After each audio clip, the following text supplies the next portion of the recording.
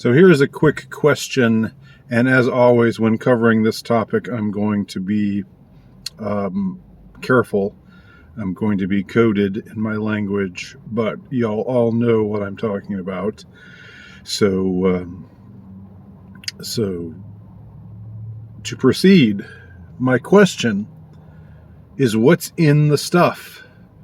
What's in the stuff that makes them so much want all of us to have the stuff in us, right?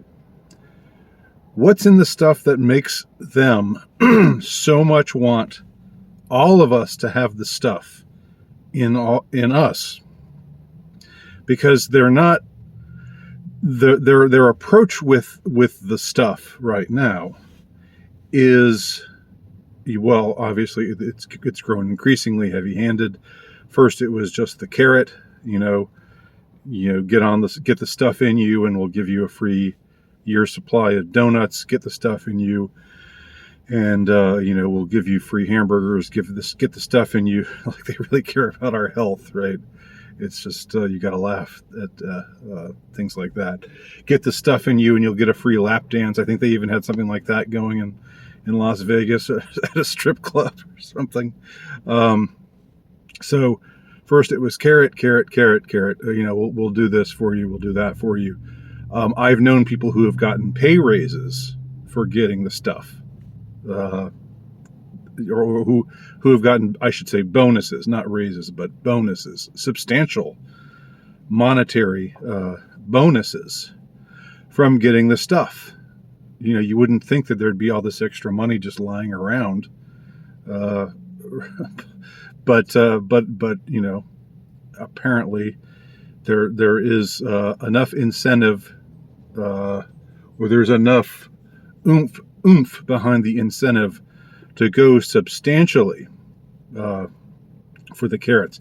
Like, I don't know who's reimbursing Krispy Kreme or these other entities and organizations that must be losing a ton with all the people getting their free supply of donuts. How are they working that out? How are they managing that? That's another, I guess, ancillary question. But the first question, the obvious question is, why do they want the stuff in all of us?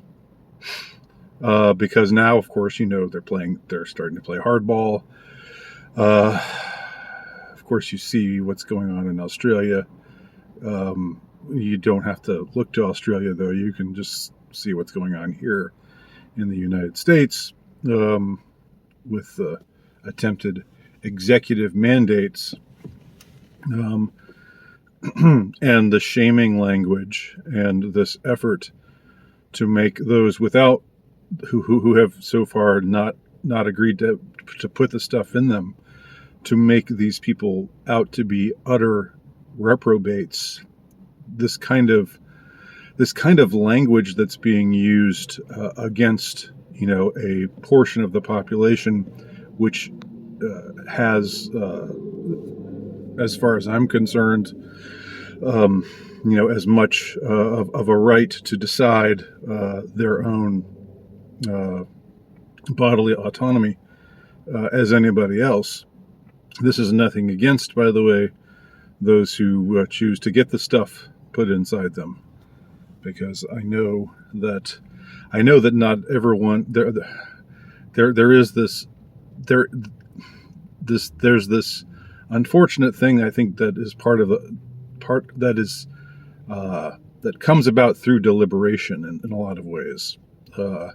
This effort to divide people, to make people hate each other, and it's a really evil. I was saying it was unfortunate, but it's worse than unfortunate. It's evil because it is so deliberate. You see them do it with race. You see them do it with other aspects of differences where these there is no problem, but then they whip up this particular issue in order to foster a divide, in order to create acrimony, and now there's this intense acrimony that's being fostered from many quarters against those who do not want the stuff inside them. And many of them are responding by saying that anyone who has the stuff inside them is brainwashed and bad and evil, and has forfeited their humanity. So there's hyperbole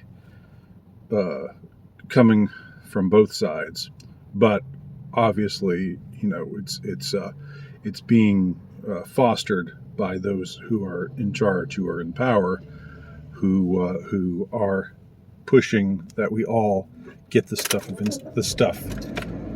inside of us. Now,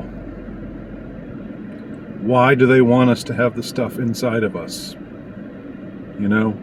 It's been, as it has been remarked many times, if you believe that it works, then it should be enough that you get it, and that if you're concerned about your loved ones, that they get it as well. I can understand being concerned about somebody else if you believe in the value of the stuff. If you believe that the stuff is beneficial, then I can understand logically why you would say, I'm going to get it, and I want all of my loved ones to get it too. But what I don't understand is then going beyond that and saying, look at all these, and every kind of ugly word you can think of that you could possibly fling. Every kind of abusive term you could fling at people who simply aren't comfortable with the notion of getting the stuff pumped inside of them. They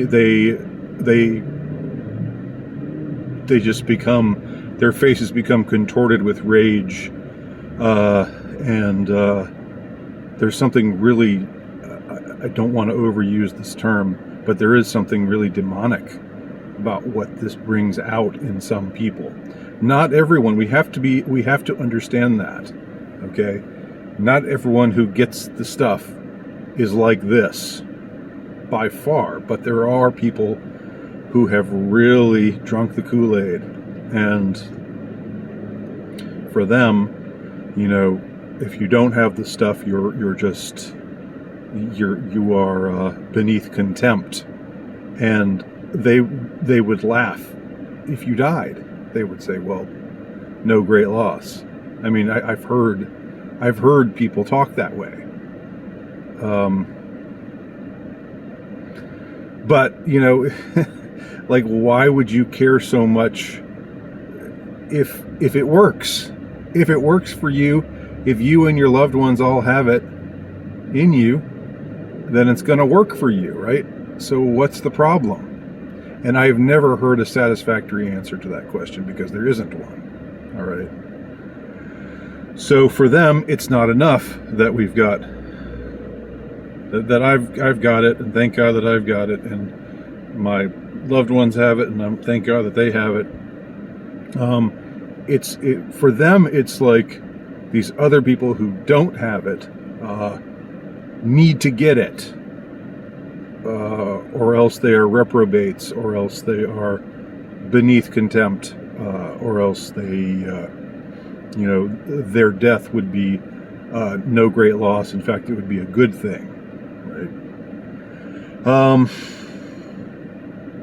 So these are, I guess, still, I'm still talking, these are still ancillary issues surrounding the major question that I have. And the major question that I have is one that I don't think can be explained by anyone except those who really know what's in it, what's in the stuff.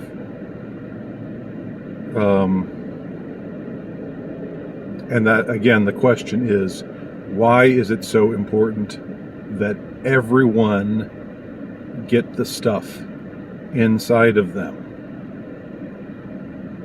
right?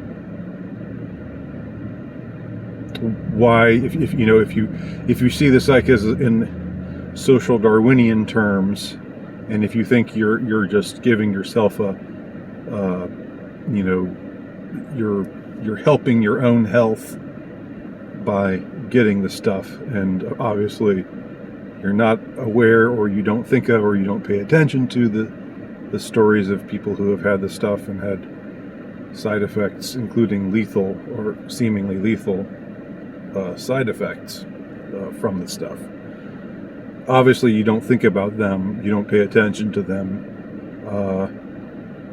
or you dismiss them. You probably just put it out of your mind. It's just, one of those things.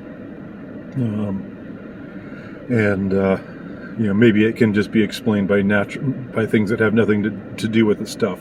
But even if it does relate to the stuff, then still, in the vast majority of cases, you say to yourself, there are no problems like this. Well, okay, but still, why is it so important for everyone in the world, seemingly, to get the stuff put inside of them? What's in that stuff that makes them, and by them I mean those in the know, those who really know the true composition of the stuff? What makes them so eager, so beyond eager, so desperate to have all of us have this stuff inside of us? I'm not asking this because I know the answer. I'm asking this because I want to know the answer. And I don't right now. I have some hypotheses. The ending of the show, I'm drawing a blank on the name of that show, as often happens. But if you just type in John Cusack vaccine speech, that was pretty interesting. What John Cusack's character says at the end of that show, which was a mini-series that was released last year, in the midst of all of this stuff, before there was stuff available for everybody. In this scene, John Cusack's character reveals what's in the stuff and why they want the stuff to be administered to the general public. That's interesting. Is there a one-to-one correspondence between that, and again, I'm sorry, I can't remember the name of the show right now, but it'll come to me as soon as I'm finished recording this video, I'm sure. But is there a one-to-one correspondence between what he says there and the reality? I don't think, well, probably not. But, probably it's probably not so stark a case as that. But there's plenty of evidence if you look for it. You have to look in the right places, because the major media, the mainstream media, the legacy media, whatever you want to call them, they're not talking about this stuff at all. Never, ever, ever. But you look in the right places, you'll find that apparently the stuff does, in some cases, have an effect on many a menstrual cycle. Whether it has the ultimate effect of sterility, as is said in the show, or not. And I suspect it's more complicated than that. Still, we know that those unelected powers who see fit to govern the rest of us, we know that depopulation is a huge, huge thing for them. So